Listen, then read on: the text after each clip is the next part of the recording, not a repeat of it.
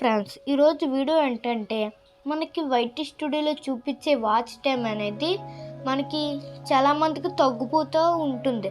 అసలు watch time అనేది ఎందుకు తగ్గిపోతుంది, వాచ్ టైం అసలు ఎలా చూసుకోవాలి, ఎలా చెక్ చేసుకోవాలి అనేది ఈరోజు వీడియోని స్కిప్ చేయకుండా ఫుల్ దాకా చూడండి. స్టూడియో ఓపెన్ చేసాక ఇక్కడ మీకు నార్మల్గా వాచ్ టైం చూపిస్తుంది, కానీ ఇక్కడ మీకు పైన చూడండి లాస్ట్ 28 days అంటే మీకు ఇక్కడ లాస్ట్ 28 days వాచ్ టైం అయితే చూపిస్తుంది. ఇప్పుడు సపోజ్ నాకు లాస్ట్ 29 రోజున నాకు ఇప్పుడు 600 వాచ్ టైం ఉందనుకోండి, నాకు ఇప్పుడు ఆ లాస్ట్ 29 డే అయిపోయాక ఆ లాస్ట్ 29 డే వచ్చిన వాచ్ టైం అయితే మైనస్ అవుతుంది.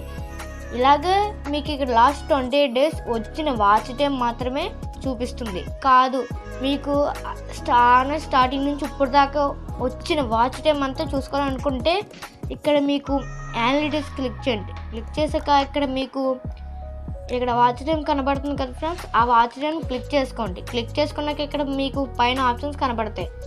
7 days, 28 days, 90 days, 365 days. అసలు మీరు ఇక్కడ చూడాల్సింది 365 days వాచ్ టైం. ఇక్కడ చూసుకోవచ్చు, ఇక్కడ మీకు 365 days వాచ్ టైం అయితే చూపిస్తుంది. ఏ వీడియోకి ఎంత వాచ్ టైం వచ్చింది కూడా మీకు కింద చూపిస్తుంది. మీకు ఇక్కడ లైఫ్ టైం సెట్ చేసుకుని కూడా చూసుకోవచ్చు. సపోజ్ ఇక్కడ నేను 7 days అని క్లిక్ చేశాను అనుకో, 7 daysకి ఎంత వచ్చిందో అంతే చూపిస్తుంది. సపోజ్ ఇక్కడ 28 days క్లిక్ చేస్తే ఆ 28 daysకి ఎంత వచ్చిందో అంతే చూపిస్తుంది. కానీ మీకు వాచ్ టైం తగ్గిపోతుందని మీరు బాధపడక్కర్లేదు. మీ కరెక్ట్ వాచ్ టైం అనేది ఇక్కడ ఎలా చూసుకోవచ్చు. 365 days క్లిక్ చేసుకుంటే మీకు ఇప్పుడు దాకా వచ్చిన వాచ్ టైం అనేది చూపిస్తుంది.